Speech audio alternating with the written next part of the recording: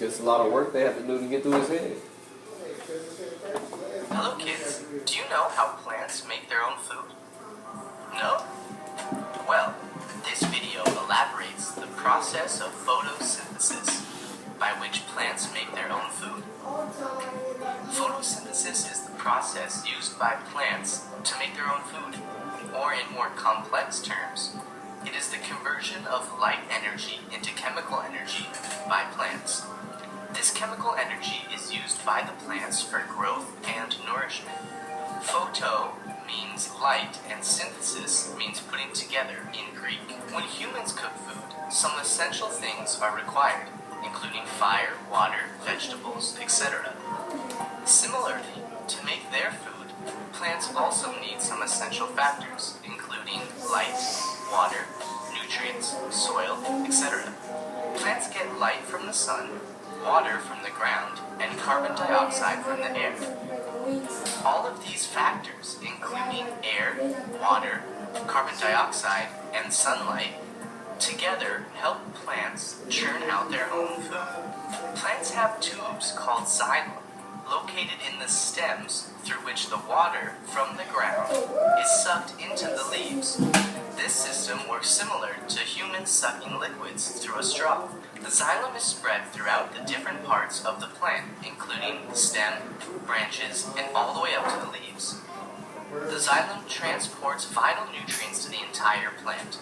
The xylems in the plant are like blood vessels in the human body that act as an important means of transportation of water and nutrients. Leaves on the plant have pores, very similar to the pores on the skin of our bodies. These pores are called stomata. These stomata are responsible for the exchange of gases.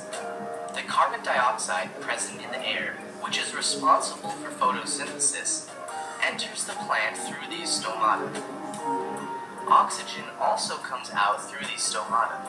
Leaves have important cells called mesophyll cells. These cells contain a green-colored component called chloroplast. This chloroplast is responsible for the green color of plants and leaves. Once the carbon dioxide and the water reach the chloroplasts in the presence of sunlight, the process of photosynthesis starts to take place. The following reaction takes place in the leaves of the plant during photosynthesis. Carbon dioxide plus water in the presence of light energy results in oxygen plus glucose or carbohydrates. The products formed are glucose and oxygen. Carbohydrates, which are a form of glucose, are synthesized from carbon dioxide and water. Glucose is used by the plants for their growth.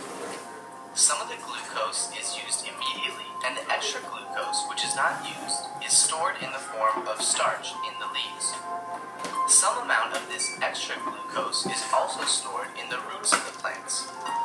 This extra glucose is used to perform photosynthesis when there is no sunlight. Oxygen is given out into the air through the stomata in the process of photosynthesis. The oxygen that is released is used by human beings to breathe during their respiration process. Ever wondered why this process is called photosynthesis? Well, the word photosynthesis is a combination of two Greek words, photo and synthesis. Photo means light in Greek, and synthesis means putting together or combining. Hence, photosynthesis literally means combining water or carbon dioxide in the presence of light. So the essential factors for photosynthesis to take place include sunlight, water, and carbon dioxide.